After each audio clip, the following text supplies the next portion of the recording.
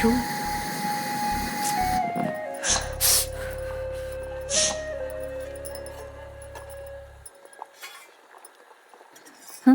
అమ్మా టై కట్టిస్తావా? ఒక్క నిమిషం ఉండమ్మా, డబ్బా కట్టేసి వస్తాను, సరేనా? అమ్మను పని చేసుకుని నీ టై నీ కడతాను, సరేనా?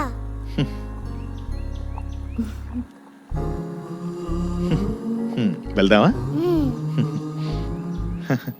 Bye bye.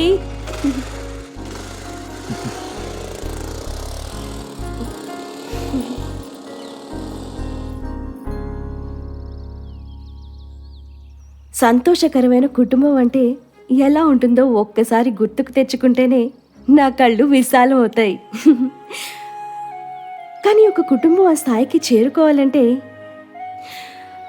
అది అంత సులభం కాదు. తగాదాలు, గొడవలు, మనస్తాపాలు అన్నీ ఉంటాయి. మీరు మీ సమస్యపై శ్రద్ధ చూపిస్తున్నారా? అసలు ఆ సమస్యని పరిష్కరించుకోవాలనుకుంటున్నారా? ఒక్కసారి చుట్టూ చూడండి, మీరు ఒంటరిగా లేరు.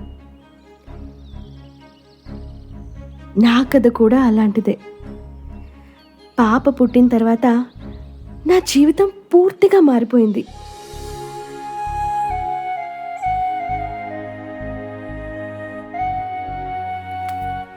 ఐదేళ్ల క్రితం పెళ్ళైన కొత్తలో అత్తయ్య మామయ్య అంటే ఎలా ఉంటారో అని భయపడ్డాను. కానీ వాళ్ళు నన్ను కోడలిగా కాకుండా తమ సొంత కూతుర్లా చాలా బాగా చూసుకున్నారు. కొద్ది రోజుల తర్వాత ఒక శుభవార్త నా కుటుంబ సభ్యులకు చెప్పాను.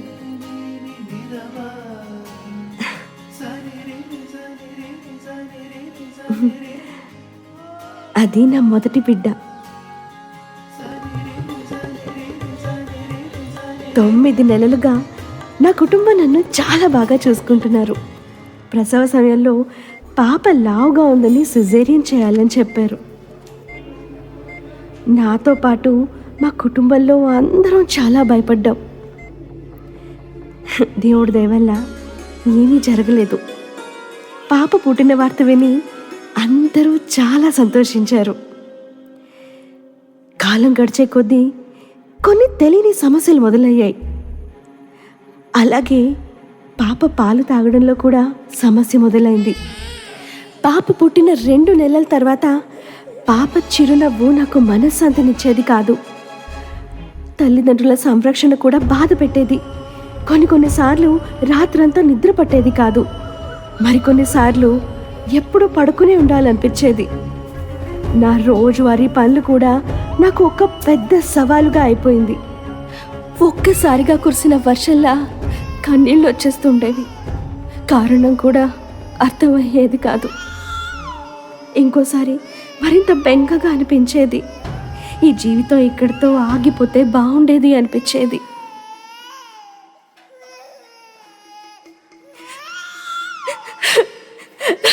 అరే శంకర్, రావయ్యా, రా. అల్లుడు, అల్లుడు, మీ బాధ నాకు అర్థమవుతుంది. కానీ నేను చెప్పేది మీకు అర్థమవుతుందో లేదో తెలీదు. అల్లుడు, మీ ఆందోళన నాకు అర్థమైంది అల్లుడు. ఇది సాధారణమైనది, మీరేం కంగారు పడక్కర్లేదు. ప్రసవం తర్వాత నేను నా భర్త ఇంటికి తిరిగి వచ్చాను. కానీ ఇంతకు ముందులా మా మధ్యన స్నేహం ఉండేది కాదు.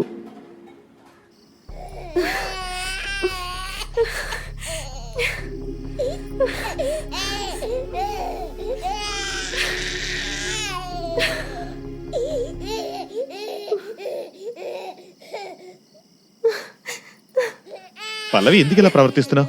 పాప ఏడుస్తుంది. పాపను నేల మీద పడుకోబెడుతున్నావు ఎందుకు? నేను మంచి భార్యని కాలేదు. ఇప్పుడు మంచి తల్లిని అవుతానో లేదో అనిపిస్తుంది.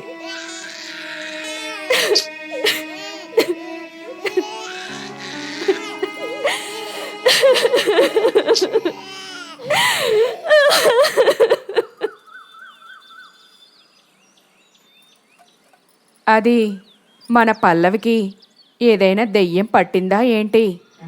నాకైతే ఎవరో ఏదో మాయో మంత్రమో వేశారనిపిస్తోంది.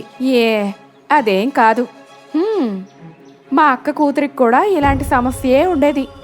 అప్పుడు గుడికి తీసుకెళ్ళి పూజ చేసి తాయెత్తులు కట్టించారు. అలా కాదు, అప్పో సప్పో చేసి కొడుక్కి పెళ్లి చేస్తే ఇప్పుడు కోడలు ఇలా చేస్తుందంటే ఊర్లో ఆడవాళ్ళందరూ ఏమనుకుంటారో తెలుసా? ఇక చాలు ఆపుతారా? ఇక్కడికి వచ్చినప్పటి నుండి చూస్తున్నాను, దెయ్యం లేదు, మాయా మంత్రం లేదు. ఇక మీద పల్లవి గురించి ఒక్క మాట అయినా నా చెవిలో పడిందా నెస్తలు ఊరుకోను.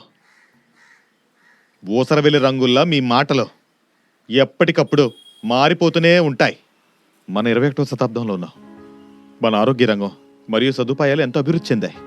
మీరేమో ఇంకా దెయ్యం భూతం అనుకుంటూ కూర్చున్నారు. మన ఊర్లోనే కష్టపడి చదివిన ఒక డాక్టర్ గారు ఉన్నారు. వెళ్ళి వాళ్ళు చెప్పేది వినండి, ఊరి వాళ్ళ మాటలు కాదు. పల్లవికి ఇప్పుడు డాక్టర్ అవసరం ఉంది, మీ మూఢనమ్మకాలు కాదు. పల్లవిని ఎలా బాగు చేసుకోవాలో నాకు తెలుసు. మీ అందరూ కూడా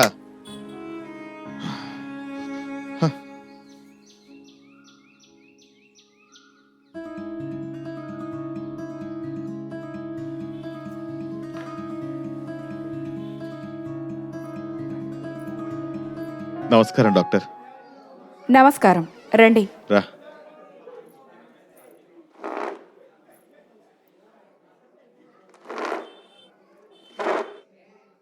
చెప్పండి, ఏంటి విషయం? నా పేరు శంకర్ అండి. తిను నా భార్య పేరు పల్లవి అండి. తనకి పాప పుట్టిన 2 నెలల వరకు అంతా బాగానే ఉంది డాక్టర్. కానీ అది రోజులు గడిచే కొద్దీ తను చాలా వింతగా ప్రవర్తించడం మొదలుపెట్టింది డాక్టర్ గారు. అంటే అకస్మాత్తుగా ఏడుస్తుంది, రోజంతా పడుకునే ఉంటుంది, లేకపోతే అస్సలు నిద్రపోదు డాక్టర్ గారు. ఇదేమైనా వ్యాధ లేక మరేదైనా నాకు అర్థం కావట్లేదు డాక్టర్ గారు. చెప్పమ్మా, నీకేమైంది? నేను బానే ఉన్నాను డాక్టర్, కానీ ఇది ఒక్కసారిగా మొదలైంది. మొదట్లో ఏ పని అయితే ఇష్టంగా చేసేదాన్నో ఇప్పుడు అదే పని కష్టంగా అనిపిస్తుంది. పాపతో ఆడుకోవాలంటే అస్సలు మనసు రావట్లేదు. వేరే వాళ్ళతో మాట్లాడడానికి ఆసక్తి లేదు. ఒంటరిగా ఉండాలనిపిస్తోంది. చాలానే కోల్పోయాననిపిస్తోంది. ప్రసవ సమయంలో నీకేమైనా ఇబ్బంది వచ్చిందా? నార్మల్ డెలివరీ అవుతుందని చెప్పారు, కానీ ప్రసవ సమయంలో పాప కొంచెం లావుగా ఉందని సిజేరియన్ చేద్దామని చెప్పారు డాక్టర్ గారు. ఆ విషయంలో తను చాలా భయపడింది. తర్వాత పాప పాలు తాగే సమయంలో ఈ సమస్య మొదలైంది డాక్టర్ గారు. కావచ్చు. ఆ విషయంలో కొందరు చెప్పడానికి సంకోచిస్తూ ఉంటారు. కానీ ఏది చెప్పకపోతే ఆ సమస్యకి పరిష్కారం ఎలా దొరుకుతుంది?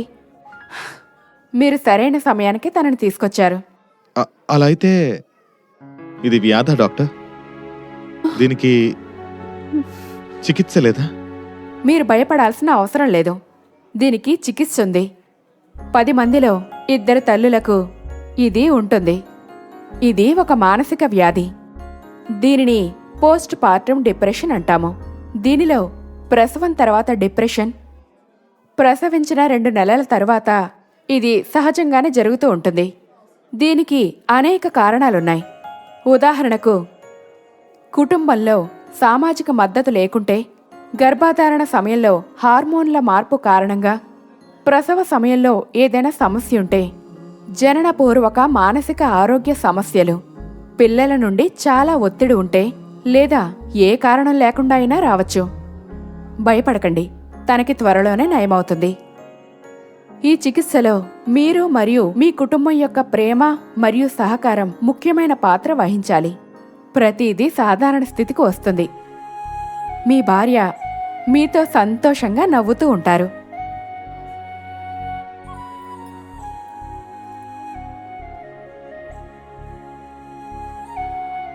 మీరు తనకి సంతోషం కలిగించే విషయంలో భాగంగా ఉండండి. తప్పకుండా డాక్టర్.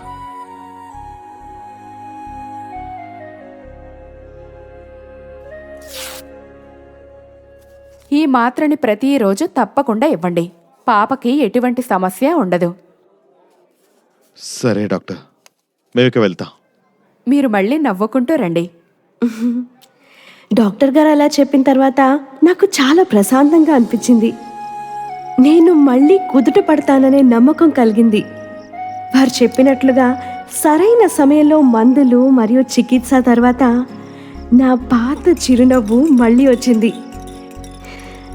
నా కుటుంబ సహకారంతో నా జీవితం మళ్ళీ మునుపటిలా అయ్యింది. నా బిడ్డకు మంచి తల్లినయ్యాను. ఇదివరకు నా సంసారం మరియు కుటుంబం ఎలా ఉంటుందో అనుకునేదాన్ని. ఇప్పుడు నా సంసారాన్ని తలుచుకుంటే నాకు చాలా సంతోషంగా ఉంటుంది.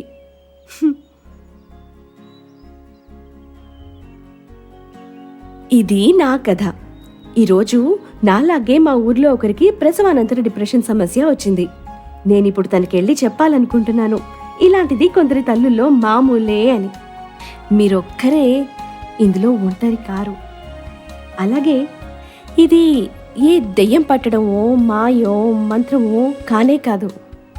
అలాంటిదేమీ లేదు. తప్పకుండా నాలాగే నువ్వు కూడా కోలుకుంటావు అని. సరే, వెళ్ళొస్తాను. నమస్కారం. ప్రసవం అనంతరం వచ్చే డిప్రెషన్ని పోస్ట్ పార్టమ్ డిప్రెషన్ అంటారు. ఈ వ్యాధి సాధారణంగా మన దేశంలో 10 నుండి 15% మహిళలకు వస్తుంది. ఈ వ్యాధికి చికిత్స ఏంటంటే కౌన్సిలింగ్, దాంతోపాటు బలానికి మందులు ఉన్నాయి. మీరీ మందులని పాలిచ్చే సమయంలో కూడా వాడవచ్చు. కాబట్టి ఈ చికిత్స తీసుకోవడం వల్ల దాదాపు తల్లులు అందరూ బాగుపడతారు. ముఖ్యంగా ఈ సమస్యని తొందరగా గుర్తించడం మరియు చికిత్స పొందడం చాలా అవసరం. అలాగే ఈ సమస్యపై మన సమాజంలో అవగాహన కల్పించడం కూడా చాలా చాలా ముఖ్యమైనది. ప్రసవాంతరం వచ్చే డిప్రెషన్ గురించి మన సమాజంలో చాలా అపనమ్మకాలున్నాయి. వాటిని మనం సరిదిద్దాలి మరియు వాటి గురించి అవగాహనను కల్పించాలి. ముఖ్యంగా ఈ వ్యాధితో కోలుకున్న వారి గురించి మాట్లాడుకోవడం కూడా చాలా ముఖ్యం. తల్లులకు వారి మనసుల్లో కష్టాలు లేదా భావనలు ఉంటాయి. వాటిని పంచుకోవడం చాలా ముఖ్యం. వారికి సురక్షితమైన మరియు ఆరోగ్యకరమైన సదుపాయాలు కల్పించడం కూడా చాలా ముఖ్యం. ఆ దిశగా ఇది మా చిన్న ప్రయత్నం మాత్రమే. ప్రసవానంతరం డిప్రెషన్ను నివారించడానికి తల్లులు ఏం చేయాలంటే శారీరక శ్రమ, సమతుల్య ఆహారం, మంచి నిద్ర, పిల్లల పెంపకంలో కుటుంబ సహకారం పొందడం మరియు కుటుంబ ప్రోత్సాహాన్ని అందించడం కూడా. చేయవలసిన పనులు: ఆమె అవసరాల గురించి అడగడం, ఆమె తన ఆలోచనలు మరియు భావాలను పంచుకొనేలా చేయడం, ఆమె సంతోషాన్ని కలిగించే కార్యకలాపాల్లో పాల్గొనడం, ప్రసవానంతరం సమయంలో ఏదైనా మార్పు లేదా సమస్యల్ని గుర్తించడం మరియు అవసరమైతే వైద్యుణ్ణి సంప్రదించడం. చేయకూడని పనులు: ఆమెను కళంకిత అని నిందించడం మరియు తిరస్కరించడం, పరిపూర్ణ తల్లిగా ఉండాలని ఆమెను ఒత్తిడికి గురిచేయడం. శారీరక ఆరోగ్యం ఎంత ముఖ్యమో మానసిక ఆరోగ్యం కూడా అంతే ముఖ్యం.